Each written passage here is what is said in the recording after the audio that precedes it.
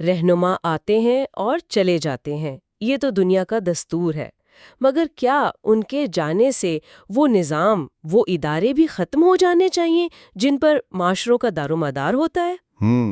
یہ ایک بڑا سوال ہے۔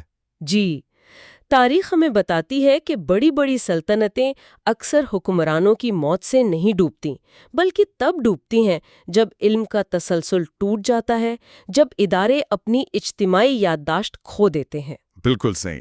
1400 سال پہلے ایک ایسا نظام تشکیل دیا گیا جس کی بنیاد آپ دیکھیں افراد پر نہیں رکھی گئی تھی، بلکہ اصولوں پر، اداروں پر اور علم کی آئندہ نسلوں تک منتقلی پر رکھی گئی تھی۔ جی ہاں، یہ بہت اہم نکتہ ہے۔ آج کی اس گہری گفتگو میں ہم جناب ظہیر احمد میر کی کتاب institutional continuity and knowledge transfer in Islam سے جو مواد ہمیں ملا ہے، خاص طور پر مقدمات 61 سے 65 ان کا جائزہ لیں گے۔ جی، ہمارا مقصد یہ سمجھنا ہے کہ پیغمبر اسلام صلی اللہ علیہ وسلم نے ریاستی اور انتظامی تسلسل کو یقینی بنانے اور علم کو محفوظ رکھنے کے لیے کون سے عملی اقدامات اور اصول وضع فرمائے تھے۔ اور یہ صرف تاریخی بحث نہیں ہے۔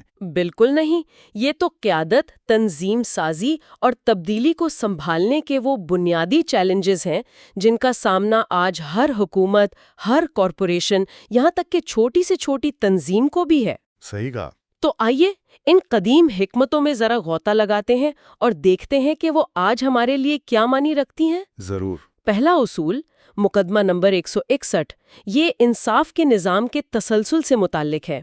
یعنی عدل کا عمل کسی صورت رکنا نہیں چاہیے۔ یہ سننے میں تو سادہ لگتا ہے نا؟ بالکل۔ لیکن اس کے پیچھے کیا گہری سوچ تھی۔ بالکل، یہ بظاہر سادہ اصول دراصل ایک مستحکم معاشرے کی جڑ ہے۔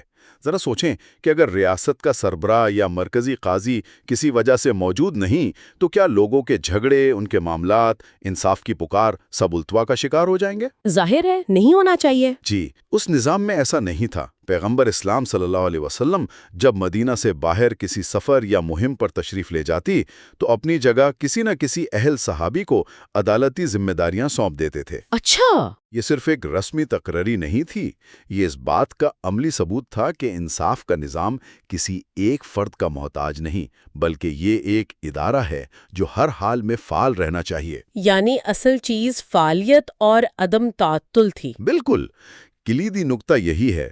انصاف میں تاخیر یا تعطل تو خود ایک طرح کی بے انصافی بن سکتا ہے۔ یہ بات بہت اہم ہے کہ انصاف کو فرد سے الگ کر کے ایک مستقل ادارے کے طور پر دیکھا گیا۔ اس کا مطلب ہے کہ نظام کی مضبوطی فرد کی موجودگی سے زیادہ اہم سمجھی گئی۔ جی ہاں۔ آج کل ہم دیکھتے ہیں کہ عدالتی نظام میں قائم مقام ججوں یعنی ایکٹنگ ججز کا تصور موجود ہے۔ کیا یہ اسی اصول کا تسلسل سمجھا جائے؟ ہاں، ایک سطح پر یہ اسی اصول کی عکاسی کرتا ہے، لیکن یہاں ایک آپ کہیں باریک سا فرق سمجھنا ضروری ہے۔ وہ کیا؟ قدیم اصول میں زور اس بات پر تھا کہ انصاف کا دروازہ کبھی بند نہ ہو، چاہے حالات کچھ بھی ہوں۔ آج کل قائم مقام ججوں کا نظام اکثر انتظامی ضرورت یا غیر معمولی حالات میں استعمال ہوتا ہے۔ ٹھیک۔ لیکن بعض اوقات جدید نظاموں میں بھی قانونی پیچیدگیوں یا وسائل کی کمی کی وجہ سے انصاف میں تاخیر ہو جاتی ہے۔ تو وہ جو قدیم اصول میں فوری اور بلا تعطل انصاف کی روح تھی، وہ آج بھی ہمارے لیے ایک چیلنج ہے۔ کیا ہم واقعی انصاف کی فراہمی کو اتنا ہموار اور مستقل بنا پائے ہیں جتنا اس ابتدائی نظام نے ممکن بنایا تھا؟ اس میں صرف عہدیدار کا ہونا کافی نہیں، بلکہ عمل کا تسلسل وہ زیادہ اہم تھا۔ ٹھیک ہے، تو انصاف کا پہیہ چلتا رہا، لیکن انصاف کے نظام سے بھی زیادہ بنیادی سوال تو قیادت کا ہے۔ کسی بھی تنظیم کی طرح ریاست کو بھی قیادت کے خلا کا سامنا کرنا پڑ سکتا ہے۔ یہ ایک بہت بڑا چیلنج ہے۔ یقیناً۔ اس سے نمٹنے کے لیے کیا منصوبہ بندی تھی؟ یہ ہمیں ملتا ہے مقدمہ نمبر 62 میں، یعنی قیادت کی جانشینی کی پہلے سے منصوبہ بندی۔ جی، اور یہ اصول دراصل مستقبل بینی اور بحران سے بچاؤ یعنی کرائسس پریونشن کی ایک شاندار مثال ہے۔ اچھا؟ حکمت عملی یہ نہیں تھی کہ بحران آنے کا انتظار کیا جائے، بلکہ اس کے امکان کو سامنے رکھتے ہوئے پہلے سے تیاری کی جائے۔ ہدایت یہ تھی کہ ممکنہ جانشین جو قیادت کی اہلیت رکھتے ہوں، جن میں دیانت، قابلیت، فہم و فراست ہو، ان کی نشاندہی اور تربیت کا عمل جاری رہنا چاہیے۔ یعنی پہلے سے نظر میں ہوں اہل لوگ؟ بالکل، مقصد یہ تھا کہ اگر قیادت میں اچانک تبدیلی کی ضرورت پیش آئے، خواہ وہ وفات ہو، بیماری ہو یا کوئی اور وجہ، تو ریاست یا تنظیم میں طاقت کا خلا یعنی پاور ویکیوم یا غیر یقینی کی فضا پیدا نہ ہو۔ سمجھا۔ یہ صرف جانشینی کا معاملہ نہیں تھا، بلکہ استحکام کو یقینی بنانے کی ایک پوری حکمت عملی تھی۔ یہ واقعی ایک پرو ایکٹیو یعنی پیش بندی والی سوچ ہے، مسئلے کے پیدا ہونے سے پہلے اس کا حل سوچنا۔ لیکن کیا یہ اتنا آسان تھا؟ آسان تو نہیں ہوتا۔ ہاں، میرا مطلب ہے اہل افراد کی نشاندہی کرنا، انہیں تیار کرنا اور پھر اس بات کو یقینی بنانا کہ اقتدار کی منتقلی ہموار ہو۔ آج بھی بڑی بڑی کمپنیاں اور حتیٰ کہ مستحکم جمہوری ریاستیں بھی جانشینی کی منصوبہ بندی، جسے سکسیشن پلاننگ کہتے ہیں، اس میں چیلنجز کا سامنا کرتی ہیں۔ یقیناً یہ عمل چیلنجز سے خالی نہیں تھا۔ اہلیت کا تعین کرنا، کردار کی پختگی دیکھنا، عوامی اعتماد حاصل کرنا، یہ سب عوامل اہم تھے۔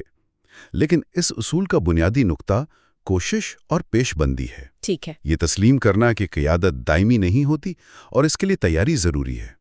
اسلامی تاریخ میں خلفائے راشدین کے انتخاب کے واقعات اس اصول کی عملی شکلیں پیش کرتے ہیں، جن میں مشاورت اور اہلیت کو بنیاد بنایا گیا۔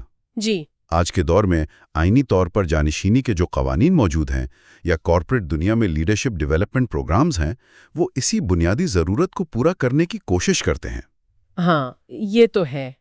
اس قدیم اصول میں اہلیت کے ساتھ دیانت اور تقوی پر خاص زور تھا، جو شاید آج کے سیکولر نظاموں میں اتنی اہمیت نہ رکھتا ہو۔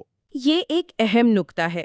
اچھا، اب فرض کریں کہ جانشینی کا عمل ہو رہا ہے یا ریاست کسی بڑی تبدیلی سے گزر رہی ہے، جیسے جنگ کے بعد کے حالات یا کسی نئے علاقے کا انتظام سنبھالنا۔ جی، ایسے عبوری ادوار میں جب سب کچھ غیر یقینی سا لگتا ہے، نظم و ضبط اور استحکام کیسے قائم رکھا جاتا تھا؟ یہ ہمیں مقدمہ نمبر 63 میں ملتا ہے، جو عبوری حکمرانی کے فریم ورک یعنی انٹرم گورننس فریم ورک کے بارے میں ہے۔ دیکھیں، یہ اصول اس حقیقت کو تسلیم کرتا ہے کہ تبدیلی اور غیر یقینی یہ زندگی کا حصہ ہیں۔ ان سے بچا نہیں جا سکتا، لیکن انہیں منظم ضرور کیا جا سکتا ہے۔ کیسے؟ اس کے لیے ایک واضح عبوری فریم ورک موجود تھا۔ مثال کے طور پر، جب کوئی بڑا غزوہ یا فوجی مہم ختم ہوتی اور فوجی واپس آتے، یا جب کوئی نیا علاقہ فتح ہوتا، تو فوری طور پر انتظامی، مالی، عدالتی اور سماجی ذمہ داریاں واضح طور پر متعین کر دی جاتی تھیں۔ اچھا، یعنی سب پہلے سے طے ہوتا تھا؟ یا تو پہلے سے سوچا جاتا یا فوری طور پر وضع کیا جاتا کہ کس کی کیا ذمہ داری ہوگی، وسائل کیسے تقسیم ہوں گے، مقامی آبادی کے ساتھ معاملات کیسے طے ہوں گے۔ ان سب کے لیے ایک بنیادی ڈھانچہ ہوتا تھا۔ اس کا مقصد کیا تھا؟ مقصد یہ تھا کہ غیر یقینی صورتحال میں بھی ریاستی مشینری چلتی رہے، افراتفری نہ پھیلے اور لوگوں کی روزمرہ زندگی کم سے کم متاثر ہو۔ یہاں کلیدی لفظ نظم ہے، حتیٰ کہ انتشار کے دہانے پر بھی نظم قائم رکھنا۔ یہ تو کمال کی منصوبہ بندی ہے، یعنی غیر یقینی حالات کو بھی ایک منظم طریقے سے سنبھالنا۔ جی بالکل۔ اس کا مطلب ہے کہ صرف قیادت کی تبدیلی ہی نہیں، بلکہ بڑے واقعات یا بحرانوں کے دوران بھی نظام کو فعال رکھنے کا سوچا گیا تھا۔ آج کل ہم انتخابات کے دوران نگران حکومتیں دیکھتے ہیں، کیئر ٹیکر گورنمنٹس جنہیں کہتے ہیں، ہاں، یا بعض اوقات بحران کی صورتحال میں عبوری کونسلز بنتی ہیں۔ کیا یہ اسی قدیم سوچ کی جدید شکلیں ہیں؟ بالکل، بنیادی خیال وہی ہے۔ نگران حکومتوں کا مقصد بھی یہی ہوتا ہے کہ انتخابات جیسی بڑی تبدیلی کے دوران ملک کا نظم و نسق چلتا رہے اور کوئی انتظامی خلا پیدا نہ ہو۔ صحیح۔ اسی طرح بحران کے وقت بننے والی عبوری انتظامیہ کا مقصد بھی استحکام قائم کرنا ہوتا ہے۔ تاہم اس قدیم اصول میں شاید ایک گہرائی یہ تھی کہ یہ صرف سیاسی خلا پر کرنے تک محدود نہیں تھا، اچھا، بلکہ معاشرے کے تمام پہلوؤں، انتظامی، مالی، سماجی کو مد نظر رکھتا تھا، تاکہ ایک جامع استحکام قائم ہو۔ یہ صرف اقتدار کی منتقلی نہیں تھی، بلکہ پورے نظام کو غیر یقینی حالات میں سہارا دینے کا فریم ورک تھا۔ اور اس سے لوگوں میں اعتماد بھی بحال رہتا ہوگا؟ یقیناً کہ ریاست ان کا خیال رکھے گی۔ یہ اعتماد بہت اہم تھا۔ واقعی۔ اچھا، اب آتے ہیں روزمرہ کے معمولات پر۔ مقدمہ نمبر 64 ہے انتظامی تسلسل یعنی ایڈمنسٹریٹو کنٹینیوٹی کے بارے میں۔ جی، مطلب جنگیں ہو رہی ہیں، قیادت بدل رہی ہے، نئے علاقے شامل ہو رہے ہیں، لیکن ریاست کے جو بنیادی کام ہیں جیسے ٹیکس وصول کرنا، ریکارڈ رکھنا، عوامی خدمات فراہم کرنا، وہ کیسے بغیر رکے چلتے رہتے تھے؟ اس کا جواب ہے اداروں کی مضبوطی میں۔ ریاست کا استحکام صرف ہنگامی حالات کی منصوبہ بندی پر نہیں ٹکا تھا، بلکہ روزمرہ کے کاموں کو منظم اور مستقل انداز میں چلانے پر منحصر تھا۔ ادارے؟ ہاں، اسلامی ریاست کے ابتدائی دور میں بھی بیت المال یعنی ریاستی خزانہ اس کا نظام تھا، قضاء یعنی عدالتی نظام تھا، اور دیگر انتظامی شعبے جیسے زمین کا ریکارڈ رکھنا، بازاروں کی نگرانی وغیرہ یہ سب کام کر رہے تھے۔ اور ان کے اصول بھی طے تھے؟ بالکل، ان کے کام کرنے کے اصول اور طریقہ کار وضع کیے گئے تھے۔ اس کا مطلب یہ تھا کہ نظام افراد پر کم انحصار کرتا تھا۔ گورنر بدل گیا، قاضی تبدیل ہو گیا، لیکن بیت المال کا حساب کتاب رکھنے کا طریقہ یا مقدمات کی سماعت کا بنیادی اصول وہ وہی رہتا تھا۔ یہ اصول ہمیں سکھاتا ہے کہ ادارے افراد سے زیادہ پائیدار ہوتے ہیں اگر انہیں صحیح اصولوں پر بنایا جائے۔ یہ ادارے افراد سے زیادہ اہم ہے والی بات یہ بہت گہری ہے۔ آج کل ہم کارپوریٹ دنیا اور سرکاری اداروں میں ادارہ جاتی یادداشت یعنی انسٹیٹیوشنل میموری کی بات کرتے ہیں۔ جی ہاں، یعنی علم، تجربہ، کامیابیاں، ناکامیاں یہ سب ادارے کا حصہ بن جائے، نہ کہ کسی ایک شخص کے ساتھ ہی چلے جائیں۔ کیا یہ وہی تصور ہے؟ جی ہاں، یہ بالکل وہی تصور ہے، شاید اس سے بھی زیادہ بنیادی شکل میں۔ ادارہ جاتی یادداشت کا مطلب ہی یہی ہے کہ تنظیم کا اجتماعی علم اور تجربہ افراد کے آنے جانے سے ضائع نہ ہو۔ تو اس قدیم نظام میں یہ کیسے ہوتا تھا؟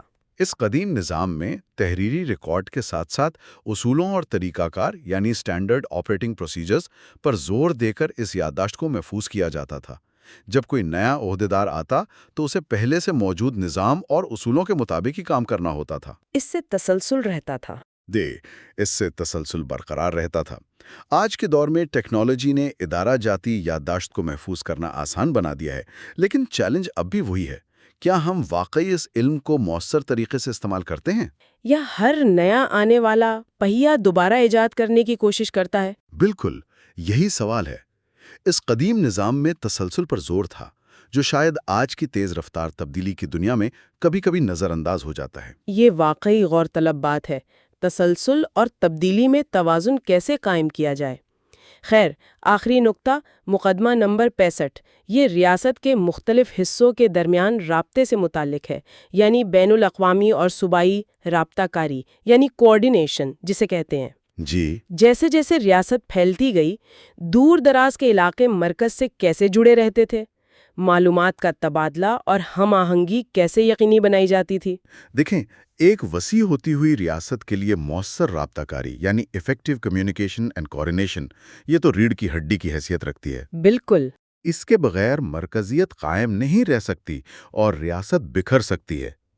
اس نظام میں مرکز یعنی مدینہ اور صوبوں یا دور دراز علاقوں میں مقرر کردہ گورنروں اور دیگر عہدیداروں کے درمیان ایک باقاعدہ اور مربوط رابطے کا نظام قائم کیا گیا تھا۔ اچھا، باقاعدہ رابطہ؟ جی، گورنر پابند تھے کہ وہ اپنے علاقے کے حالات، محصولات کی وصولی، امن و امان کی صورتحال اور دیگر اہم معاملات کے بارے میں باقاعدگی سے مرکز کو رپورٹ کریں۔ یہ تو یک طرفہ بات ہوئی۔ نہیں، یہ صرف یک طرفہ رپورٹنگ نہیں تھی، بلکہ مرکز سے ہدایات اور پالیسیاں بھی صوبوں تک پہنچائی جاتی تھیں۔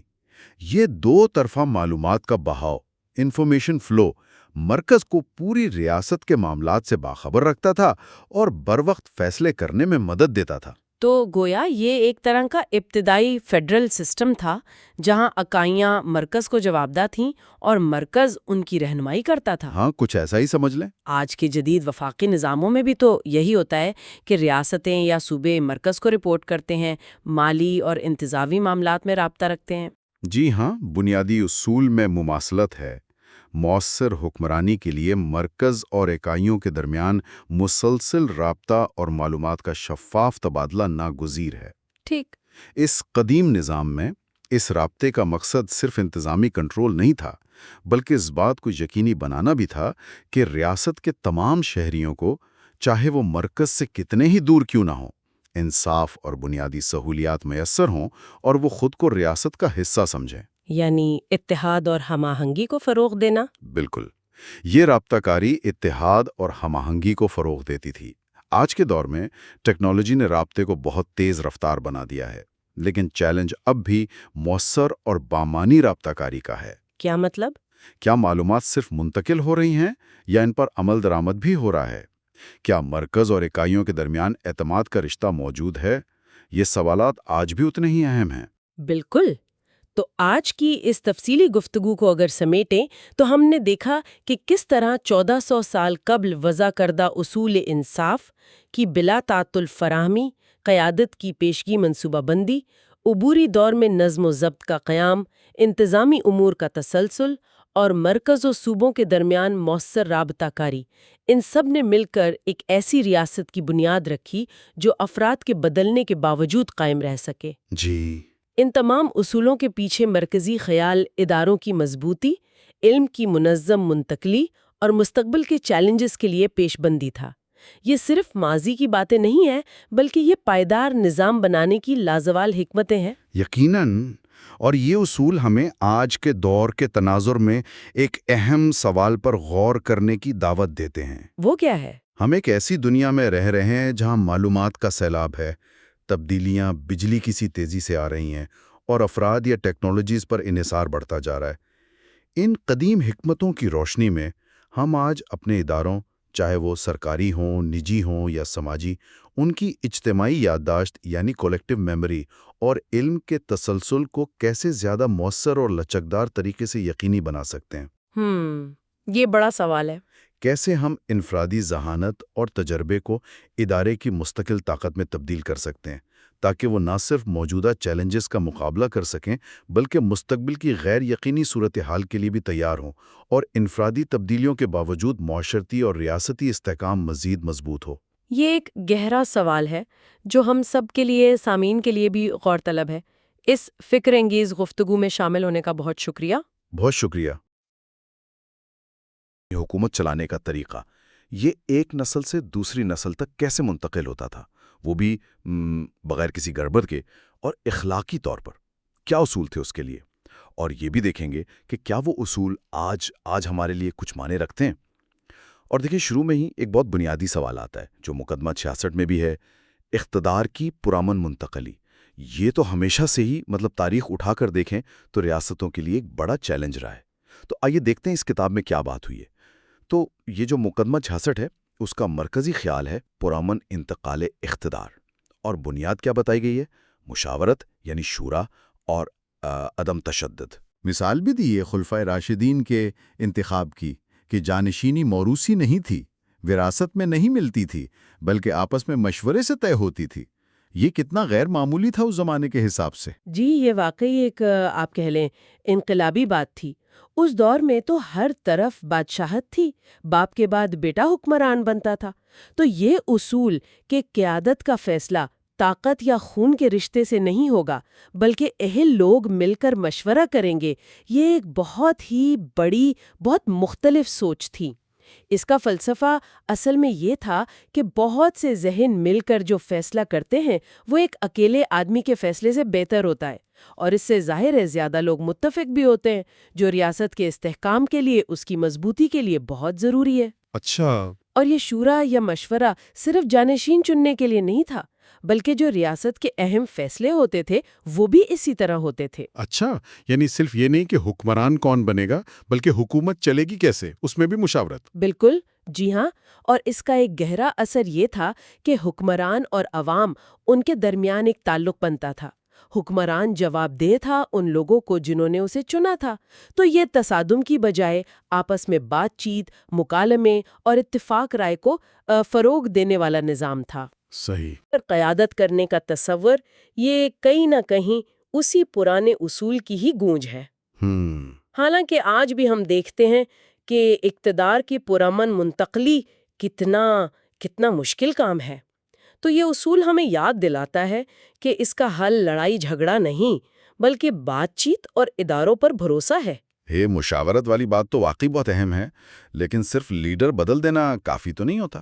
حکومت چلانے کے لیے تو علم بھی چاہیے، تجربہ بھی چاہیے، اور یہ ہمیں لے جاتا ہے مقدمہ نمبر 67 کی طرف۔ یہ ہے ادارہ جاتی علم کی منتقلی کے بارے میں۔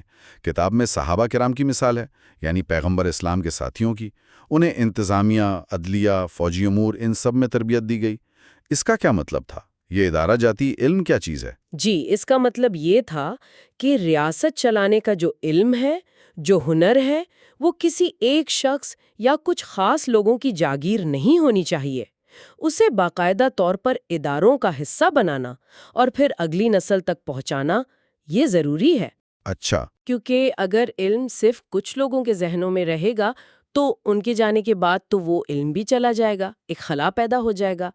لیکن جب آپ انتظامی ڈھانچے، عدالتی نظام کے اصول، فوجی حکمت عملی، ان سب کے تجربات کو لکھتے ہیں، پڑھاتے ہیں، تربیت دیتے ہیں، تو وہ ایک طرح سے ادارے کی یادداشت بن جاتی ہیں، انسٹیٹیوشنل میموری جسے کہتے ہیں۔ تو یہ کوشش تھی کہ نظام جو ہے وہ افراد سے زیادہ پائیدار ہو، مطلب لوگ آئیں جائیں، نظام چلتا رہے۔ یقیناً، بالکل، اس سے تسلسل رہتا ہے، افراد تو آتے جاتے رہتے ہیں، لیکن اگر ادارے مضبوط ہوں اور ان میں علم کو سنبھالنے اور آگے بڑھانے کا نظام ہو تو ریاست چلتی رہتی ہے۔ صحابہ کرام کو جو مختلف شعبوں میں ذمہ داریاں دی گئیں، ان کی ٹریننگ ہوئی، وہ اسی سوچ کی عکاسی ہے۔ صحیح۔ آج کل بھی آپ دیکھیں جو سول سروس اکیڈمیز ہیں، ملٹری کالجز ہیں یا دوسرے پروفیشنل ٹریننگ ادارے، ان کا بنیادی مقصد کیا ہے؟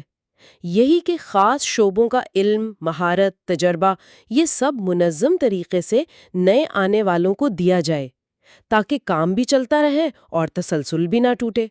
یہ علم کو آپ کہہ لیں شخصی گرفت سے نکال کر ادارہ جاتی بنانا ہے۔ اور یہ تسلسل یہ خاص طور پر اس وقت بہت اہم ہو جاتا ہے جب اقتدار بدل رہا ہو، ایک ہاتھ سے دوسرے ہاتھ میں جا رہا ہو۔ وہ جو عبوری دور ہوتا ہے وہ اکثر بڑا غیر یقینی سا ہوتا ہے۔ مقدمہ نمبر 68 اسی پر بات کرتا ہے، عبوری دور میں قیادت کی جواب دہی، یعنی جب تبدیلی آ رہی ہو تب بھی اخلاقی اصول، احتساب، ان کو کیسے قائم رکھا جائے۔ کتاب کہتی ہے کہ حکمرانوں کو ہر حال میں جوابدہ سمجھا جاتا تھا۔ یہ مطلب عملی طور پر کیسے ہوتا ہوگا؟ یہ ایک بہت ہی اہم اصول ہے۔ اس کا مطلب یہ ہے کہ قانون اور اخلاقیات یہ کسی بھی حال میں معطل نہیں ہوتے، چاہے وہ اقتدار کی منتقلی جیسا نازک حساس مرحلہ ہی کیوں نہ ہو۔ عبوری دور میں اکثر خطرہ ہوتا ہے کہ اختیارات کا غلط استعمال ہو یا بدنظمی پھیلے۔ ہاں بالکل۔ لیکن یہ اصول زور دیتا ہے کہ حکمران، چاہے وہ مستقل ہو یا تھوڑے وقت کے لیے، اپنے ہر کام کے لیے جواب دہ ہے۔ اسلامی تاریخ میں ایسی مثالیں ہیں جہاں خلفاء نے خود کو احتساب کے لیے پیش کیا، یہاں تک کہ عام لوگ بھی ان سے سوال کر سکتے تھے۔ تو یہ صرف کتابی باتیں نہیں تھیں، اس پر عمل بھی نظر آتا ہے۔ جی ہاں، کم از کم اصول کی سطح پر تو یہ بہت واضح تھا، اور کئی تاریخی مثالوں میں اس کا عکس بھی ملتا ہے۔ اس سے پیغام یہ جاتا تھا کہ کوئی بھی قانون سے بالاتر نہیں ہے۔ یہ جو جواب دہی کا تصور ہے نا، یہ نظام میں ایک اندرونی مضبوطی پیدا کرتا ہے۔ صحیح۔ آج کے زمانے میں دیکھیں تو انتخابات کے بعد جو پرامن انتقال اقتدار ہوتا ہے، اس دوران آئین اور قانون کی بالادستی کو یقینی بنانا، اور یہ جو نگران حکومتیں بنتی ہیں، کیئرٹیکر گورنمنٹس، جن کا کام غیر جانبدار رہ کر الیکشن کروانا اور اختیارات منتقل کرنا ہوتا ہے، یہ اسی اصول کی جدید شکلیں ہیں۔ اچھا۔ یہ اس بات کو یقینی بناتا ہے کہ غیر یقینی کے وقت میں بھی ریاست کا نظام اصولوں پر چلے، کسی کی ذاتی مرضی پر نہیں۔ یہ بات پھر اداروں کی مضبوطی کی طرف آ جاتی ہے، جو کہ مقدمہ نمبر 69 کا موضوع ہے، حکمرانی میں استحکام کا نظام۔ یعنی اداروں کو اتنا مضبوط بنانا کہ وہ بحرانوں کا، مشکلات کا مقابلہ کر سکیں۔ مثال دی گئی ہے بیت المال، یعنی ریاستی خزانہ، فوج اور عدلیہ، ان کے درمیان اختیارات کا توازن، ایک چیک اینڈ بیلنس کا نظام۔ یہ توازن کیسے کام کرتا تھا؟ جی، یہ نظام اس سمجھ پر مبنی تھا کہ طاقت کو بانٹ دینا چاہیے، ایک جگہ اکٹھی نہیں ہونی چاہیے۔ بیت المال جو تھا وہ مالی معاملات دیکھتا تھا، یقینی بناتا تھا کہ ریاست کا پیسہ شفاف طریقے سے آئے اور خرچ ہو۔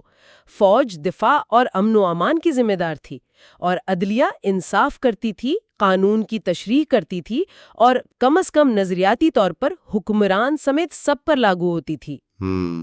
ان اداروں کی اپنی اپنی جگہ خود مختاری اور ان کے درمیان اختیارات کی واضح تقسیم، اس سے ایک طرح کا چیک اینڈ بیلنس پیدا ہوتا تھا۔ اگر ایک ادارہ کمزور پڑتا یا اپنی حد سے آگے بڑھتا تو دوسرے ادارے اسے سہارا دے سکتے تھے یا اسے روک سکتے تھے۔ گویا یہ ادارے ریاست کے لیے ایک حفاظتی دیوار کی طرح تھے۔ بالکل، بالکل ایسے ہی۔ یہ ادارے ریاست کو اندرونی مسائل اور بیرونی دباؤ دونوں کے خلاف مضبوط بناتے تھے۔ جیسے ایک عمارت کی بنیادیں مضبوط ہوں تو وہ زلزلے سہ سکتی ہے، اسی طرح مضبوط اور خود مختار ادارے ریاست کو سیاسی، معاشی یا سماجی بحرانوں سے نمٹنے کی طاقت دیتے ہیں۔ صحیح۔ وہ استحکام لاتے ہیں اور تسلسل کو یقینی بناتے ہیں۔ آج کی دنیا میں بھی ہم یہی دیکھتے ہیں۔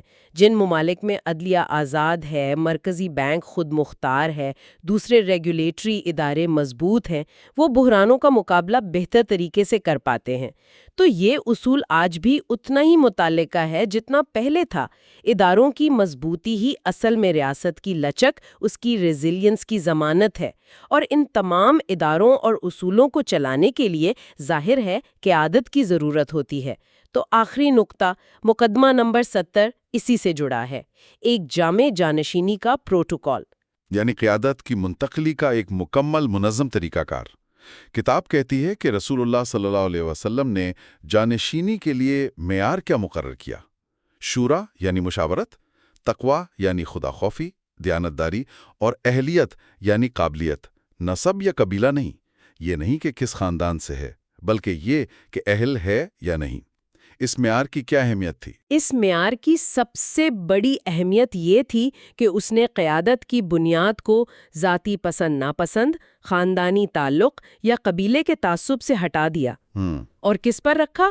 اہلیت پر، کردار پر اور اجتماعی رضامندی پر۔ تقویٰ کا مطلب تھا کہ حکمران صرف قابل نہ ہو بلکہ اخلاقی طور پر بھی مضبوط ہو، امانت دار ہو، خدا کے سامنے خود کو جوابدہ سمجھے۔ اچھا۔ اہلیت کا مطلب ظاہر ہے یہ کہ اس میں حکومت چلانے کی انتظامی فکری صلاحیت ہو، اور شورا کا مطلب کہ اسے عوام کے نمائندوں یا جو بھی اہل رائے لوگ تھے ان کا اعتماد حاصل ہو۔ یہ تینوں چیزیں مل کر قیادت کو ایک مضبوط اخلاقی اور قانونی جواز، لیجیٹیمیسی دیتی تھیں۔ یعنی حکمران کا حق حکمرانی صرف طاقت سے یا وراثت سے نہیں آ رہا تھا، بلکہ ان خوبیوں سے اور لوگوں کی رضامندی سے آ رہا تھا۔ جی بالکل، نظریہ یہی تھا کہ اقتدار ایک امانت ہے، کوئی ذاتی ملکیت نہیں۔ جب قیادت ان اصولوں پر قائم ہوتی ہے تو عوام اسے دل سے قبول کرتے ہیں، اس کے فیصلوں پر عمل کرتے ہیں۔ اس سے ریاست میں ایک اندرونی استحکام پیدا ہوتا ہے۔ اس کے برعکس اگر قیادت صرف طاقت، ڈر، دھونس یا وراثت کی بنیاد پر ہو تو اسے ہمیشہ اپنی پوزیشن بچانے کے لیے جبر کا سہارا لینا پڑتا ہے، اور وہ اندر سے کمزور رہتی ہے۔ صحیح۔ آج کی دنیا میں بھی جو آئینی طریقہ کار ہیں، انتخابات ہیں، میرٹ پر تقرریاں ہیں، یہ سب اسی بنیادی نظریے کی عکاسی کرتے ہیں کہ اقتدار کا سرچشمہ قانون، اہلیت اور عوام کی مرضی ہونی چاہیے۔ تو اگر ہم ان پانچوں مقدمات یعنی 66 سے 70 تک جو ہم نے ابھی دیکھے، ان کا ایک خلاصہ کریں، تو اگر ہم ان پانچوں مقدمات یعنی 66 سے 70 تک جو ہم نے ابھی دیکھے، ان کا ایک خلاصہ کریں۔ پہلا، پرامن انتقال اقتدار کا راستہ مشورے اور عدم تشدد میں ہے۔ مقدمہ 66 یہ صرف ایک خواہش نہیں تھی بلکہ ایک قابل عمل حکمت عملی تھی۔ تو اگر ہم ان پانچوں مقدمات یعنی 66 سے 70 تک جو ہم نے ابھی دیکھے، ان کا ایک خلاصہ کریں۔ دوسرا، علم اور مہارت کو شخصی نہیں بلکہ ادارہ جاتی بنایا گیا تاکہ تسلسل رہے۔ مقدمہ 67 نظام افراد سے زیادہ اہم تھا۔ تو اگر ہم ان پانچوں مقدمات یعنی 66 سے 70 تک جو ہم نے ابھی دیکھے، ان کا ایک خلاصہ کریں۔ تیسرا، تبدیلی کے نازک وقت میں بھی اخلاقی جواب دہی اور قانون کی حکمرانی کو قائم رکھا گیا۔ مقدمہ 68 اصول ہر حال میں مقدم رہے۔ تو اگر ہم ان پانچوں مقدمات یعنی 66 سے 70 تک جو ہم نے ابھی دیکھیں، ان کا ایک خلاصہ کریں۔ چوتھا، مضبوط اور متوازن ادارے بنائے گئے جو بحرانوں میں ریاست کو سنبھال سکیں۔ مقدمہ 69 یہ ریاست کی لچک کا ذریعہ تھے۔ تو اگر ہم ان 5 مقدمات یعنی 66 سے 70 تک جو ہم نے ابھی دیکھیں ان کا ایک خلاصہ کریں، اور 5واں قیادت کا معیار اہلیت، تقوی اور شورا قرار پایا، جس نے حکمرانی کو اصل جواز بخشا، مقدمہ 70 اقتدار حق تھا، ملکیت نہیں۔ اور ان سب کا جو مجموعی پیغام ہے، جیسا کہ ماخذ میں بھی اشارہ ملتا ہے، وہ یہی لگتا ہے کہ ایک مستحکم اور کامیاب حکمرانی اس کا انحصار شخصیات پر نہیں بلکہ مضبوط، خود مختار اور اخلاقی اصولوں پر قائم اداروں پر ہوتا ہے۔ بالکل درست کہا آپ نے۔ جب ہم ان تمام اصولوں کو ایک ساتھ رکھ کر دیکھتے ہیں، پرامن منتقلی، علم کا تسلسل، جواب دہی، ادارہ جاتی مضبوطی اور باجواز قیادت، تو ایک ایسے حکومتی ڈھانچے کی تصویر سامنے آتی ہے جو نہ صرف مؤثر ہے، لچکدار ہے، بلکہ اس کی بنیادیں بہت گہری اخلاقیات پر رکھی گئی ہیں۔ یہ صرف انتظامی اصول نہیں تھے، یہ ایک پورے اخلاقی ویژن کا حصہ تھے، اور یہ سب اصول مل کر ایک دوسرے کو مضبوط کرتے ہیں۔ اچھا، کیسے؟ مثال کے طور پر ادارہ جاتی علم کی منتقلی 67 پرامن جانشینی 66 کو آسان بناتی ہے نا؟ جی بالکل۔ اور جواب دہی اداروں کے استحکام 69 کو یقینی بناتی ہے۔ یہ سب مل کر ایک ایسا نظام بناتے ہیں جو وقت کے ساتھ بدلتے ہوئے حالات کا مقابلہ کرنے کی صلاحیت رکھتا ہے۔ یہ واقعی بہت گہری باتیں ہیں، اور یہ سوچنے کی بات ہے کہ آج کا جو ہمارا دور ہے اتنا پیچیدہ، اس میں ان تاریخی اصولوں میں سے کون سا ہمارے لیے سب سے زیادہ اہم ہو سکتا ہے؟ یہ مشکل سوال ہے، کیونکہ یہ سارے ہی اصول آج بھی کسی نہ کسی شکل میں بہت متعلقہ ہیں۔ شاید اداروں کی مضبوطی اور ان پر عوام کے اعتماد کا جو بحران ہے وہ آج ایک بڑا چیلنج ہے۔ اسی طرح علم اور مہارت کی حقیقی منتقلی صرف ڈگریوں کی نہیں، یہ بھی ایک اہم مسئلہ ہے۔ اور قیادت کے لیے اہلیت اور تقوی کا معیار قائم کرنا، یہ تو ہمیشہ ہی ایک جدوجہد رہی ہے۔ شاید یہ کہنا بہتر ہو کہ یہ اصول ایک پیکج کے طور پر اہم ہے، کسی ایک کو چننا مشکل ہے، سب جڑے ہوئے ہیں۔ بہت خوب۔ چلیں، اگلی بار جب ہم ملیں گے تو ہم اسی کتاب سے مقدمات 71 سے 75 کا جائزہ لیں گے، جن کا عنوان ہے اہلیت پر مبنی قیادت اور حکمرانی کے معیار۔ اس میں اور تفصیل سے دیکھیں گے کہ یہ صلاحیت اور دیانت کی بنیاد پر انتخاب کیسے ہوتا تھا، نہ کہ نسب یا قبیلے کی بنیاد پر۔ جی ضرور۔ اور آج کی گفتگو کے آخر میں سننے والوں کے لیے سوال چھوڑ جاتے ہیں۔ ان تاریخی ادارہ جاتی اصولوں کو ذہن میں رکھتے ہوئے آج کے دور میں اداروں کے تسلسل اور ان کی مضبوطی کو یقینی بنانے میں سب سے بڑی عملی رکاوٹ یا چیلنج کیا ہے؟ وہ کون سی چیز ہے جو ان بہترین اصولوں کو پوری طرح نافذ ہونے سے روکتی ہے؟ اس پر ضرور غور کیجیے گا۔